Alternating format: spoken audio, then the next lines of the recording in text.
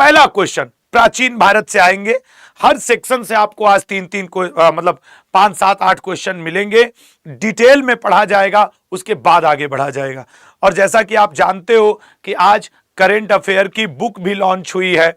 मैं आप एमटीएस वालों के लिए खास एक सलाह दूंगा, उस सलाह को मेरे मान लेना, ठीक है ना। खास करके एमटीएस के जितने स्टूडेंट हैं, 99 रुपए में है यार, करीब 6-7 हजार बुक निकल चुकी है। जो 2-4 हजार और 99 रुपए मिलेगी वो आप लोग ले लेना, लास्ट में मैं बता दूंगा। लिंक तो वैसे लगी है, और कूपन कोड बिना Y182 लगाए मत लेना, नहीं तो फिर जैसे बुक मेरी है तो थोड़ा सा इसमें एक स्पेशल कॉज जुड़ा हुआ है कि कुछ बच्चों की मदद करनी है, इसलिए भी, ठीक है ना। तो चलो पहला क्वेश्चन, गायत्री मंत्र का जिक्र ऋग्वेद के किस मंडल से लिया गया है, बताइएगा। गायत्री मंत्र का जिक्र, अरे यार वो मैंने पेन नहीं सेलेक्ट किया है ना, ये वाला पेन रहता है तो थोड़ा सा अच्छा चलता है, वो पेन 1 मिनट सेलेक्ट कर लें। तब तक तुम लोग आंसर करो कि गायत्री मंत्र का जिक्र ऋग्वेद के किस मंडल से लिया गया, आंसर करना जरा। देखो लल्ला, पहले जम के पढ़ा जाएगा।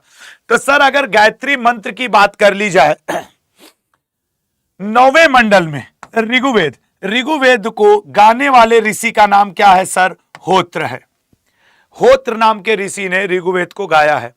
ऋग्वेद के 9वें मंडल में सर सोम का वर्णन मिलता है और सोम रस का, ठीक है ना, सोम और सोम रस का वर्णन मिलता है। अच्छा सर, 10वें मंडल में सर याद रखना वर्ण व्यवस्था का भी वर्णन है, वर्ण व्यवस्था का वर्णन इसी मंडल में है। वर्णाश्रम का वर्णाश्रम का भी इसी में है। और 10वें मंडल में ही गोत्र व्यवस्था का भी वर्णन मिलता है कि ठीक है, किसका मंडल मिलता है, गोत्र का, गोत्रों का वर्णन भी 10वें में मिलता है। तीसरे मंडल में इसका राइट आंसर है गायत्री मंत्र का जिक्र है। याद रखना गायत्री मंत्र किसने लिखा है, तो गायत्री मंत्र लिखा है विश्वामित्र जी ने, ठीक है ना, विश्वामित्र जी। अब एक क्वेश्चन इसमें और आगे बढ़ के पूछता है, चारों वेद में से सबसे इंपॉर्टेंट वेद ऋग्वेद ही है, और विश्वामित्र जी ने यह समर्पित किसे किया है गायत्री मंत्र को, सवित नामक देवता को। यह सवित देव ही वर्तमान में क्या है लल्ला, सूर्य देव। सवित देव ही वर्तमान में सूर्य देव है। 7वें मंडल में क्या है सर, 7वें मंडल में लल्ला 10 राग युद्ध का वर्णन है। आज मेरा गला थोड़ा फंस रहा है, ये 10 राग युद्ध ये भी कभी कभी पूछ देता है, किस नदी के किनारे लड़ा गया, किसके किसके बीच, ये लड़ा गया था परुषणी नदी के किनारे, ठीक है ना, परुषणी नदी के किनारे। और किसके किसके बीच, एक राजा हुआ करते थे किंग सुदास, ठीक है ना, राजा सुदास वर्सेस विश्वामित्र जी, किसके बीच में लड़ा गया था, किंग सुदास वर्सेस विश्वामित्र जी। और इस युद्ध में जीते थे सुदास और हार गए थे विश्वामित्र, ठीक है। आज हिस्ट्री विशेष क्लास है, थोड़ा मेरा गला फंस रहा है इसीलिए हम गर्म पानी भी लेके आए हैं कि बिचवा बिचवा में गर्म पानी पीते रहेंगे तो क्या होगा, फिर गला फंसना थोड़ा रुकेगा। थर्ड मंडल, अब देखो आज हर क्वेश्चन बहुत विस्तार से चलेगा। राइट आंसर है सी ऑप्शन। अगला आ जाओ, परिशिष्ट वर्मन का संबंध किस धार्मिक ग्रंथ से है। देखो लल्ला, अगर हम लोग परिशिष्ट वर्मन जैन धर्म के 5 ग्रंथों में से 6वां आपसे नहीं पूछता है। जैन धर्म का सबसे प्राचीन ग्रंथ जिसे कहा जाता है पूर्व। जैन धर्म में छेद सूत्र नाम का किताब है, मतलब पवित्र ग्रंथ है। मूल सूत्र, ठीक है ना, मूल सूत्र, छेद सूत्र, मूल सूत्र, परिशिष्ट वर्मन, और एक किताब का नाम है अंग, एक किताब का नाम है उपांग। मैं आपको विश्वास करो, ये जो मैंने 5 लिखा है, इन 5 और एक ही 6, इससे ज्यादा क्वेश्चन जैन का नहीं पूछता। जब अगर बुद्ध का पूछेगा तो बुद्ध में भी 4-5 किताबें हैं, जैसे बुद्ध धर्म से एक तो बुद्ध चरित्र खूब पूछता है, बुद्ध चरित्र, ठीक है ना। दूसरा बौद्ध धर्म के पूर्व जन्म की कहानियां, जातक कथा पूछेगा, जातक कथाओं का संबंध किससे है। उसके अलावा वही विनय पीटक, सूत पीटक, अभिधम्म पीटक और त्रिपीटक, ठीक है। उसके अलावा जैन बौद्ध धर्म का एक किताब है दीपवंश, एक किताब है महावंश, ये पूछेगा। चूंकि हिंदू धर्म के आपको ऑलमोस्ट याद है कि सर वेद है, पुराण है, संहिता है, बहुत सारी चीजें हैं, तो ये आपको याद रखना होगा, ठीक है ना। उसका नाम लेना sir, top 10 first Saurabh Yadav. यार मैं तुम्हारा नाम ऐसे ही ले लूंगा दोस्त, उसके लिए बुक ऑर्डर तुम नहीं भी करोगे तो दिल के करीब हो लल्ला, ठीक है ना। बुक तो यार इस बार मेरी बुक इसलिए लॉन्च हुई है कि मैं थोड़ा दूसरों की मदद कर सकूं, वो आप जानते हो, और आज आप लोग से भी रिक्वेस्ट रहेगा कि बुक ले लेना। गौतम बुद्ध का प्रथम परितत्व शिष्य कौन था? हर क्वेश्चन के बाद आज मुझे गर्म पानी पीना पड़ेगा, मेरा गला नहीं सही है, तो इसलिए कई लोग सोचते हैं सर, मतलब मैं बता दे रहा हूं लल्ला, आज गर्म पानी पीना मजबूरी है मेरी, समझ रहे हो। वो है गौतम बुद्ध का प्रथम परितत्व शिष्य। सर गौतम बुद्ध का प्रथम परितत्व शिष्य कौन था? तो सर आनंद। अब देखो ये उनकी पहली वुमेन, महिला शिष्य, वुमेन प्यूपिल, ठीक है ना, महिला शिष्य। अब गौतम बुद्ध से क्या क्या पूछ सकता है? अब देखो, अब मैं बेसिक लेवल से फिर से पढ़ा रहा हूं, इसलिए मैं सारी इंफॉर्मेशन दूंगा। गौतम बुद्ध की भाषा तुमसे पूछ सकता है, गौतम बुद्ध ने प्रथम उपदेश कहां पे दिया, ये आपसे पूछ सकता है, गौतम बुद्ध ने मैक्सिमम उपदेश कहां पे दिया। देखो दोहराने से पीछे मत हटा करो, गौतम बुद्ध ने अंतिम उपदेश कहां पे दिया, ठीक है ना, अंतिम उपदेश कहां पे दिया, और अंतिम उपदेश किस व्यक्ति को दिया, यह भी पूछ देता है। गौतम बुद्ध, बौद्ध धर्म के सिद्धांत को क्या कहा जाता है, बौद्ध धर्म के सिद्धांत को क्या कहा जाता है, बौद्ध धर्म के, गौतम बुद्ध के घोड़ा का नाम क्या था, गौतम बुद्ध के सारथी का क्या नाम था, ये सब आपसे पूछता रहता है। अब चूंकि मैं बेसिक से पढ़ा रहा हूं इसलिए मैं सब फिर से बताऊंगा, इवन दो कि मुझे पता है आप लोग में से कई लोगों को यह बात पता है, फिर भी सर अगर बात किया जाए गौतम, इनकी भाषा क्या हुआ करती थी सर? पाली। प्रथम उपदेश कहां दिया सर इन्होंने? ऋषि पत्तनम में। अरे गुरुजी तो सारनाथ में दिए थे लल्ला, इसी ऋषि पत्तनम को आजकल सारनाथ कहा जाता है, लेकिन गौतम बुद्ध जी के समय इसको क्या कहा जाता था? आपके ऋषि पत्तनम, ठीक है। प्रथम मैक्सिमम उपदेश इन्होंने कहां दिए थे? श्रावस्ती में दिया था सर। अंतिम उपदेश कहां पे दिया था? कुशीनगर में, जहां इनकी डेथ हुई थी। अंतिम उपदेश किसको दिया था, किस व्यक्ति को दिया था? याद रखना, सुभद्र नाम के व्यक्ति को दिया था, जो कि मल्लगढ़ राज्य में इनकी डेथ हुई थी। इनके डेथ को हम लोग क्या कहते हैं? महापरिनिर्वाण, महापरिनिर्वाण। अच्छा, बौद्ध धर्म का सिद्धांत है कारणवाद या प्रत्युत समुत्पाद। इनके घोड़े का नाम कंटक हुआ करता था, इनके सारथी का नाम छन्ना या चन्ना हुआ करता था, छन्ना या फिर चन्ना। ईमानदारी से कह रहा हूं, अगर आप एक क्वेश्चन में, और बौद्ध धर्म एंशिएंट हिस्ट्री का सबसे इंपॉर्टेंट टॉपिक है। अब कुछ चीजें ऐसे सुन लो, जैसे बौद्ध धर्म में उपसंपदा क्या है सर? बौद्ध संघ में प्रवेश की प्रक्रिया को उपसंपदा कहते हैं। सर बौद्ध संघ में कितने वर्ष के आयु के लोग प्रवेश पा सकते हैं? 15 वर्ष आयु के लोग प्रवेश पा सकते थे बौद्ध संघ में। सर महापरिनिर्वाण क्या है? गौतम बुद्ध की मृत्यु। सर धर्म चक्र परिवर्तन क्या है? गौतम बुद्ध का प्रथम उपदेश। सर श्राणमेर किसे कहा जाता है बौद्ध धर्म में? श्राणमेर कहा जाता है लल्ला, जो अपना गृहस्थ जीवन छोड़ करके बौद्ध धर्म को स्वीकार करते उन्हें श्राणमेर कहा जाता है, ऐसे गृहस्थ छोड़ने वाले को। सर धर्म वो महाभिनिष्क्रमण क्या है? सर गौतम बुद्ध का 29 वर्ष की अवस्था में घर छोड़ना कहलाता है महाभिनिष्क्रमण। इससे ज्यादा नहीं आता मेरे लल्ला। चलिए आइए अगले क्वेश्चन पे आएंगे। राइट आंसर क्या बना उसका? इसका राइट आंसर क्या बना भैया? बी। अगला, चंद्रगुप्त मौर्य किस वर्ष सेल्यूकस निकेटर से युद्ध किया? बताइएगा। जब गर्म गर्म पानी जा रहा है ना, थोड़ी देर के लिए आवाज लग रहा है सही हो गया, उसके बाद फिर लग रहा है कि ससुरा चोक हो गया।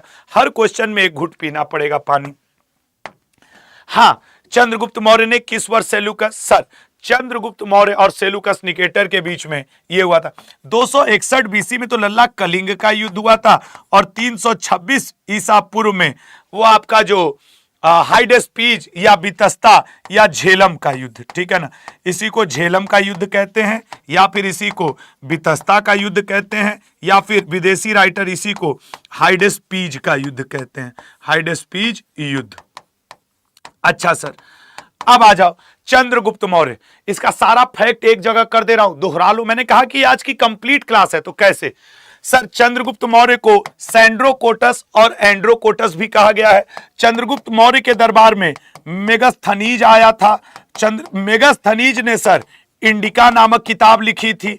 चंद्रगुप्त मौर्य की मृत्यु सर सलेखना नामक योग या व्रत करते समय हुई थी। चंद्रगुप्त मौर्य ने सेल्यूकस निकेटर से काबुल, कंधार, मकरान और हेरात ये 4 प्रांत युद्ध के हर जाने के रूप में लिए थे। चंद्रगुप्त मौर्य ने चंद्रगुप्त मौर्य ने क्या किया था? सुदर्शन झील का निर्माण करवाया था। सुदर्शन झील का निर्माण करवाया था।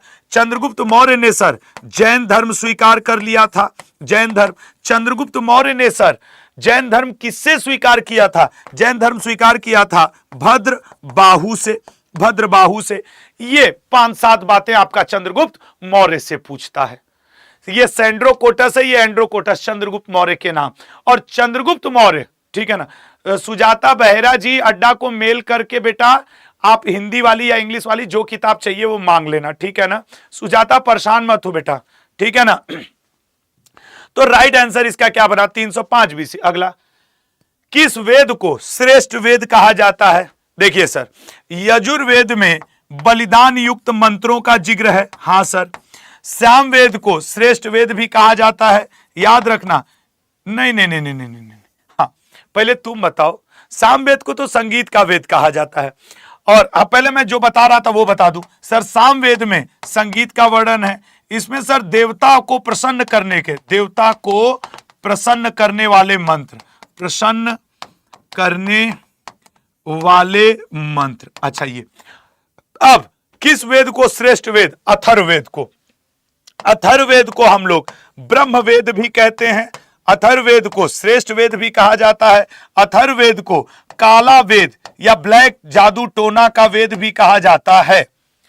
अथर्ववेद को गाने वाले ऋषि का नाम है गोपत, जो आम जनता को गाया, सुनाया या बताया है। अथर्ववेद को समझ जब लोगों को नहीं आया तो इसको समझाने के लिए जिस ब्राह्मण ग्रंथ की रचना की गई उसका भी नाम गोपत है। तो गोपत अथर्ववेद के ब्राह्मण ग्रंथ का नाम है।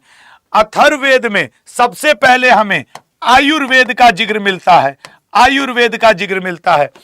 अथर्ववेद में ही आपके काले जादू टोना का वेद भी मिलता है, मतलब कहा जाता है। तो ये अथर्ववेद। याद रखना, सामवेद जो है वो ऋग्वेद पर आधारित है। कई बार पूछता है सामवेद किस वेद पर आधारित है? ऋग्वेद पे, क्योंकि ऋग्वेद के मंत्रों को ही सामवेद में उच्चारित किया गया है या संगीत दिया गया है। सामवेद को भारतीय शास्त्रीय संगीत का जनक वेद भी कहा जाता है। और याद रखना, पूछता है भगवान श्री कृष्ण ने अपने आप को कौन सा वेद कहा था? भगवान श्री कृष्ण जी ने कहा था मैं सामवेद हूं। भगवान श्री कृष्ण जी। ये मैं ऐसे क्वेश्चंस तुमको प्रैक्टिस करा दूंगा क्लास में ना कि आप खुश हो जाओगे, मजा आ जाएगा। आप मेरा पढ़ने के बाद जाके एग्जाम दे करके आना कि सर मजा आ गया। राइट आंसर क्या है सर? A option. प्रथम भूकंप का साक्ष्य। मैंने क्या कहा है कि आज का सेशन हिस्ट्री ओरिएंटेड सेशन है। आपको हर बात में मजा आएगा आज के क्लास में। अभी एंशिएंट चल रहा है, फिर मॉडर्न, मेडविल, तीनों आज पढ़ा जाएगा। आज 5-5 क्वेश्चन नहीं है, ठीक है ना। देखो, एक स्टूडेंट बोल रहे हैं कि सर एमटीएस की जीएस की बुक कब लाओगे? मैं एमटीएस के लिए 2 बुक लाऊंगा और दोनों लल्ला आपको लेनी होगी। क्यों सर, मजबूरी है क्या? नहीं यार, ऐसे हाथ जोड़ के मैं कह रहा हूं मत लेना तुम। एक आज लॉन्च हुई, उस बुक में आपको 4 से 6 नंबर रहेगा। एमटीएस में 4 से 6 नंबर, सच बताऊं तो। और जो मैं दूसरी लॉन्च करूंगा उसमें 18 से 20 नंबर के बीच में रहेगा। ये आज जो लॉन्च हुई है वो करेंट अफेयर की बुक लॉन्च हुई है 99 रुपए में, क्योंकि करेंट अफेयर 4 से 7 क्वेश्चन और सिलेक्शन चाहिए तो हम लोग को करना पड़ेगा। मैं तुम्हारा 150-200 रुपए जरूर खर्च करवा दूंगा, लेकिन किताब अभी मैं लास्ट में बताऊंगा। हिंदी अंग्रेजी दोनों में आ गई है, लिंक भी लगा हुआ है। और इसीलिए मैं जानता हूं कि आप मेरे रेगुलर स्टूडेंट हो, तो मैंने 99 रुपए में किताब रखी हुई है। आज आई है किताब, लास्ट में बात किया जाएगा इस मुद्दे पे। आओ, प्रथम भूकंप का साक्ष्य कहां से मिला? सर पहला भूकंप का कालीबंगन है। हां sir, A option, Kalibangan. Kalibangan से सर अग्नि वेदिकाएं मतलब अग्नि कुंड भी प्राप्त हुआ था जो हवन वन करने का है। कालीबंगन से सर शल्य चिकित्सा ऑपरेशन का भी, शल्य चिकित्सा का भी सबसे एविडेंस यहां से मिलता है कालीबंगन से। कालीबंगन से सर हम लोगों को काली चूड़ियां, ठीक है ना, ब्लैक बैंगल्स, काली चूड़ियां का भी साक्ष्य हमें यहीं से मिलता है। जबकि धौलावीरा विश्व का 40वां, भारत का 40वां वर्ल्ड हेरिटेज साइट है। धौलावीरा से खेल का मैदान आपसे सबसे ज्यादा पूछेगा। खेल का मैदान कहां से प्राप्त हुआ था? धौलावीरा। धौलावीरा से नेवले की मूर्ति, मंगूज जो होते हैं ना सांप और नेवला, नेवले की मूर्ति भी मिली थी। और धौलावीरा पूरे हड़प्पा सभ्यता सिंधु घाटी का एकमात्र शहर है, 3 भाग में बटा है, 3 भाग में बटा है धौलावीरा। ये हो गया सर। मोहनजोदड़ो, ये तो आसान है सर। मोहनजोदड़ो 7 बार बनाया गया और 7 बार बिगाड़ा गया एकमात्र शहर है। मोहनजोदड़ो को हम लोग माउंट ऑफ डेड, सिंधु मृतकों का टीला तो कहते हैं, वो आपको रटा है, लेकिन आप याद रखना इसे गार्डन ऑफ सिंधु भी कहते हैं, सिंधु का बाग भी कहा जाता है। मोहनजोदड़ो से क्या क्या मिला था सर जो एग्जाम में आ सकता है? डांसिंग गर्ल, नाचते हुए लड़की की मूर्ति मिली थी जो कि ब्रोंज की बनी थी। मोहनजोदड़ो से लल्ला आपके ग्रेट बाथ स्नानागार मिला था। मोहनजोदड़ो से सर असेंबली हॉल, सभा भवन मिला था। मोहनजोदड़ो से सर आपके ग्रेनरी, अन्नागार मिला था। अन्नागार, सभा भवन, स्नानागार, डांसिंग गर्ल और पृष्ठ या पुजारी का भी इमेज मिला था। मैं आपको विश्वास के साथ कहता हूं इन 5 में से एक अक्सर मोहनजोदड़ो से रहता है। या फिर ऐसे भी पूछता है कि हड़प्पा सभ्यता का एकमात्र शहर जो 7 बार बनाया गया, 7 बार बिगाड़ा गया। लोथल सर एकमात्र बंदरगाह था उस समय का, एकमात्र बंदरगाह था। चावल के दाने का साक्ष्य भी लोथल से मिला था। लोथल सर गुजरात में पड़ता है, भोगवा नदी के किनारे, ठीक है ना, गुजरात में पड़ता है सर और भोगवा नदी के किनारे पड़ता है। मैं जितना जितना आपको क्या इसमें पढ़ा रहा हूं ना लल्ला, विश्वास करना भगवान साक्षी रहेंगे, जिस दिन एमटीएस का पेपर हुआ अगर इस टॉपिक से क्वेश्चन आया तो यहां पे आपको क्वेश्चन मिलेगा। ये मैं आपको पूरे मतलब ईश्वर को साक्षी मान करके कह सकता हूं कि आपको मिलेगा, मतलब मिलेगा यहां से नंबर। इस टॉपिक से आने तो दो तुम क्वेश्चन। प्रथम बौद्ध संगीति, सर पहली बौद्ध संगीति किसकी अध्यक्षता में हुई थी? तो सर इसका कोड था पमीपुत्र, मतलब गुरुजी प सबाकामी मोगली पुत्तिश और आपके क्या है महाकश्यप, प मी पुत्र। ये जो मैंने कोड बनाया है प मी पुत्र, ये है पहली मीटिंग, दूसरी मीटिंग, तीसरी मीटिंग, चौथी मीटिंग। महाकश्यप पहली मीटिंग इसके समय हुई थी। प मी पुत्र, मी सबा काम मी दूसरी मीटिंग सबा कामी के समय हुई थी। पू तीसरी मीटिंग मोगली पू इसके समय हुई थी और चौथी मीटिंग चौथी मीटिंग वसुमित्राचार्य। हो गया। अगर आपको याद है पमी पुत्र तो पहली मीटिंग जिसके नाम में प आवे, दूसरी मीटिंग जिसके नाम में मी आवे, तीसरी मीटिंग जिसके नाम में पू आवे, चौथी मीटिंग जिसके नाम में त्र आवे। ये देखो ये कोडिंग है, अपने हिसाब से आदमी ने सेट कर लिया। पमी पुत्र राजाओं वाला कोड हम लोग कितनी बार पढ़े? आजकल शोक नहीं, आजकल शोक नहीं। तो सर राइट आंसर क्या हो जाएगा? C option. अब सर महावीर स्वामी के माता पिता, मैं आज देखो एंशिएंट के वो हर टॉपिक टच कर रहा हूं जो आपके एग्जाम के लिए जरूरी बने। अब एक घूंट गर्म पानी हो जाए क्योंकि आज मेरा गला बहुत फंस रहा है लल्ला। आज जब सुबह करंट अफेयर पढ़ा रहे थे तब से गला लंका लगा है। सर इसका राइट आंसर क्या है? सिद्धार्थ त्रिशला। ठीक है, अब हो गया। अयस नाम से वैदिक युग में क्या जाना जाता था? अयस सर, अयस नाम से वैदिक युग में तांबा। गाय को तो सर अघन्या कहा जाता था, गाय को अघन्या। चावल को सर ब्रीही कहा जाता था, चावल को ब्रीही।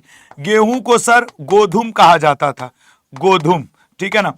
ऐसी लड़की जो जीवन भर अविवाहित रहे वो अमाजू कहलाती थी, अमाजू।